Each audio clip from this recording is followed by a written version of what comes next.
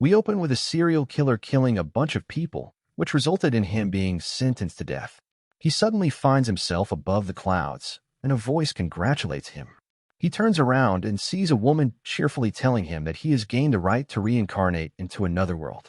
The man asks the woman who she is, and she introduces herself as a goddess, and she tells him that the new world will be perfect for someone like him. It's a fantasy world with swords and magic, and that he can hunt monsters, gain wealth, and even build a harem.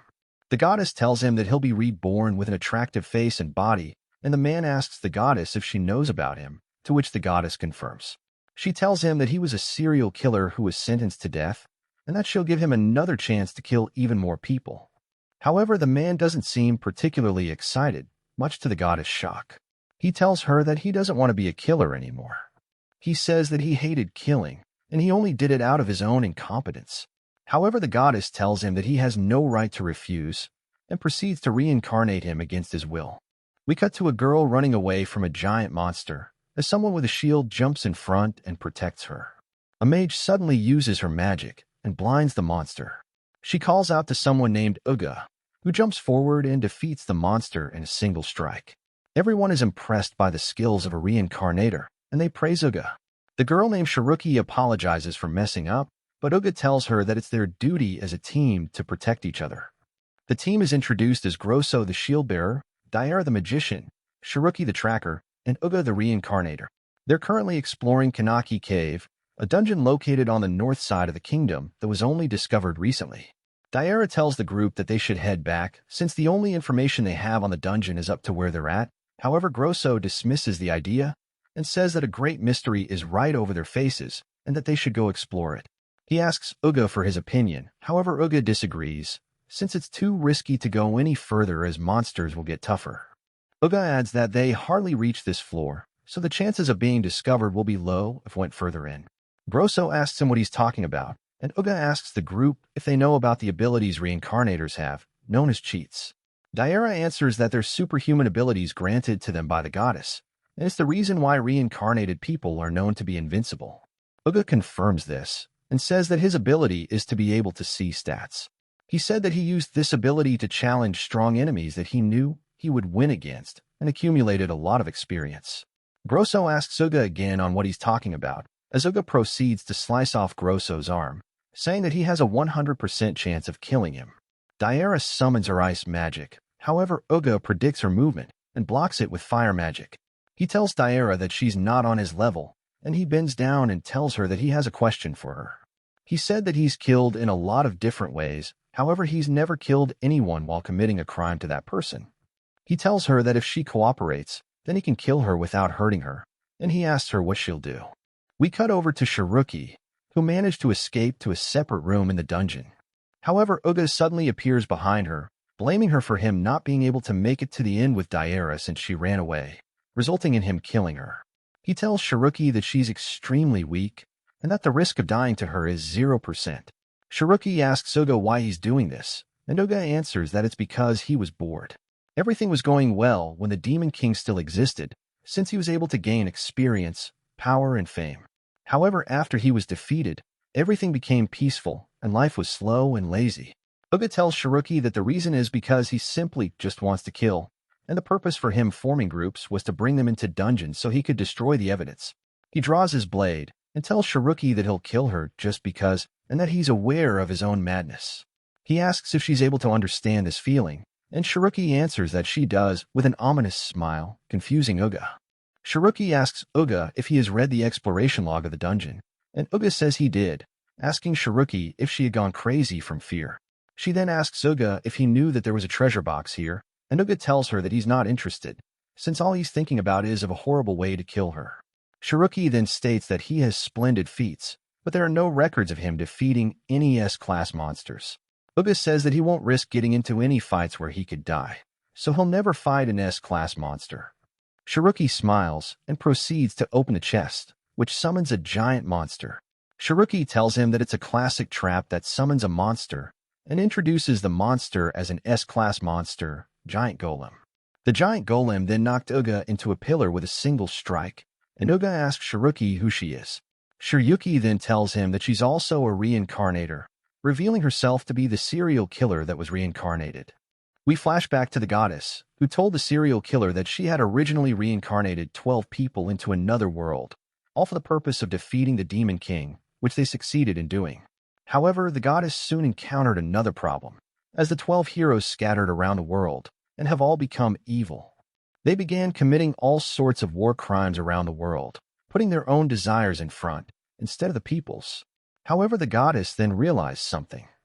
A reincarnator should be the one to kill all the reincarnated people. She then orders the serial killer to kill all 12 reincarnated people, and she authorizes all of their deaths. She tells him that she'll grant her a pretty face, as to make things easier.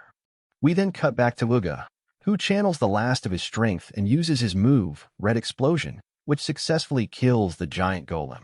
He lays on the floor, celebrating his victory, and Shiruki gets on top of him, calling him a useless dog and congratulating him on his victory. She then pins down his left hand with a knife and asks Uga how she should kill him. Uga attempts to use his magic from his right hand. However, Shiruki stops that attempt by stabbing through his right hand as well. Uga begs her to stop and tells her that he'll do anything she wants. However, Shiruki refuses and tells him that if he's taking lives, then he must be prepared for his own life to be taken away someday. She then stabs Uga in the chest and says that it's painful, since innocent people should not be killed, and every time she killed someone she went crazy from guilt. However, she thanks Uga for being a bad person so that she can kill him without feeling guilty. The goddess observes the whole fight on a TV and cheers for Shiruki's victory. The goddess states that she must be feeling very good right now, since it's been a long time since her last kill, and that she should live up to her name. She then recounts how giving special abilities to the 12 reincarnated was a mistake since the power has made them too arrogant, and she won't let Shiruki fall down the same path, so that's why she wasn't given any special abilities. There are now only 11 heroes left, as we are shown the silhouettes of all the remaining heroes and their respective abilities. We get a flashback of a woman telling the young serial killer to kill someone. She tells him not to worry since she'll teach him how, but the young serial killer refuses, saying that he doesn't want to kill anyone. Shiruki suddenly wakes up from the nightmare she was having and jolts up from bed. She heads over to an orphanage and greets someone named Freyu. A bunch of kids suddenly jump on her, welcoming her home. The woman named Freyu tells Shiruki to make herself comfortable and asks if she's spending the night, which Shiruki confirms. A boy asks Shiruki what a bag on the table is, and she tells him that it's the regular money. Freyu tells Shiruki that she does a lot of work as an adventurer, and her gifts are very helpful, but Freya doesn't want her to take such big risks, since being an adventurer is dangerous. However, Shiruki tells Freyu that the place costs money to run, and donations alone aren't enough to cover the cost. She says that she wants to return the favor to Freyu, since she saved Shiruki when she had no one else to rely on. Shiruki tells Freyu that she wants the good things, because it's part of hero redemption. We cut over to a man who is furious at the amount of money collected from the collection fee, and asks what's going on. Someone bends down and apologizes, and the man is revealed to be a reincarnator named Yamazaki. Yamazaki tells the other person that debt collecting is not their job, and that it's simply an errand to take back what was lent. He says that even a little kid is able to do it, and asks the guy why he wasn't able to. He then kicks his head and asks him if he's a loser, and that he should lick the ground like a dog. Yamazaki calls over his other subordinates and asks them who he is. They recite that he is Yamazaki the Reincarnated, and that he created the Haga trading group, which works in legal and non-legal fields. He used his cheat skill to destroy and suck in many criminal groups, and the Haga group became the biggest in the country thanks to his financial knowledge. Yamazaki tells his subordinates that they were on the wrong track and corrects them, telling them he's the king. He states how if one king rules over the overworld, then he would be the king of the underworld. He reveals that he was betrayed and killed by a subordinate in his previous life, but now that he's in another world with a cheat skill, he can become the king. The guy he kicked down is enraged, thinking that Yamazaki is not qualified to be superior to others, as he grabs a knife and throws it at him. However, Yamazaki grabs the knife from behind his back, shocking the man. Yamazaki tells the rest of his subordinates that he'll teach them how to properly collect money, as he stabs the man in the eye, saying that they'd have to give the people a warning. He says what's about to happen is what will happen to those who rebel against him, as he then stabs the man through the neck, killing him. Yamazaki then says that he hates having to kill since it doesn't do any good, and that's why he doesn't only just kill his enemies, revealing his cheat skill to be hostility detection. In all honesty, I do not understand that logic at all, but whatever. We cut over to the orphanage, where all the children are tugging at Shiruki to play with them. Freya tells Shiruki that she can't handle the children, and said to let her handle it. The children are put to bed, and Shiruki apologizes to Freya for being unable to help. Freya suddenly tells Shiruki that she doesn't need to do too many good deeds. She recounts the day Shiruki confessed to her that she had killed a lot of people. Freya says that all Shiruki has to do is swear that she'll never kill again. Meanwhile, Yamazaki informs his subordinates that they're going to be collecting more money, and their target is none other than Freya's orphanage. His subordinates, however, are against this, since Freya is a member of the clergy and is worshipped as a saintess in the slums. However, Yamazaki calls them idiots, saying that it's exactly because she's the saintess, since the Haga group makes no exceptions. Meanwhile, the goddess observes everything from above, noting that the situation seems interesting, and she's excited at an inevitable fight that would happen. However, she suddenly sees Shiruki swearing to Freya that she'll never kill again, shocking the goddess. Meanwhile, Yamazaki's group is walking out on the streets, with his subordinates clearing out the people. He suddenly catches a rock that someone threw at him, revealing the person to be a young girl. She tells Yamazaki that her father killed himself because of him, and she calls him a monster. Yamazaki suddenly gets in front of the girl, intimidating her. He tells her that her father died because he wasn't able to pay his debt. He then hands the girl a coin, but the girl tells him that she doesn't need his charity. However, Yamazaki asks her if she's sure, since life is going to be tough because her mother is going to be dying. He orders one of his subordinates to find the kid's house, and to kill her mother and hang her body in the town. He adds on to not hurt the kid, since a kid clinging to her dead mother would be a great spectacle. The scene shifts to Shiruki preparing to leave. Freya hugs her and reminds Shiruki of her promise. But she adds on another promise and tells Shiruki to come back alive, which Shiruki also promises. Yamazaki suddenly appears, telling Shiruki that she had a good attitude. Freya told Yamazaki that he promised to not bother them again, but Yamazaki told her that he'll leave after he gets back what she owes him. He said that with interest, the total amount will be 50,000 bell, and tells her to give it all back at once. Shiruki gets in front of Yamazaki and tells him to talk it out with her instead, and Yamazaki smiles, amused at the amount of nerve she has. He suddenly punches Shiruki in the gut and orders his subordinates to take Freya, telling her that he'll have her repay him with her body. He reassures her, saying that with a body like hers, it'll only take 5 years for her debt to be repaid, but only if she takes clients every day. Shiruki gets up with furious expression and charges at Yamazaki with a knife. However, he easily blocks it and proceeds to knee her. He then pins her down to the ground and is about to punch her, but Freya tells him to wait, causing him to stop his attack. She tells Yamazaki that she'll give her body to him and begs him to not hurt Shiruki. Shiruki wakes up and finds herself on the floor. The children told her to save Freya, since all the men took her away. However, they then become confused, since Shiruki is smiling. Shiruki promises all the children that if they wait and be good, then Freya would definitely come back. She then calls over the eldest of the kids named Saria. Saria tells Shiruki that she'll be good since she's a big sis, and Shiruki says that she has a favor to ask of her. The scene shifts over to Yamazaki, asking a subordinate how Freya is doing. The subordinate tells him that her training would start tomorrow, and that they'll have to wait to see what she's capable of since they've never had a priestess before. The subordinate notices that Yamazaki is distressed, and asks if something is bothering him. Yamazaki thinks back to his encounter with Shiruki, and he orders his subordinate to raise the security at night. We cut over to Shiruki reading Yamazaki's ability off of a book. She recounts how his ability allows him to sense any hostility aimed at him.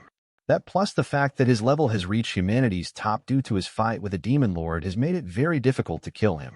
We flash back to when the goddess was with a serial killer, where she tells him that if he tries to fight the other Reincarnators without a cheat skill, then he'd 100% lose, which is why she'll be giving him information on everything he'll need to know about the Reincarnators.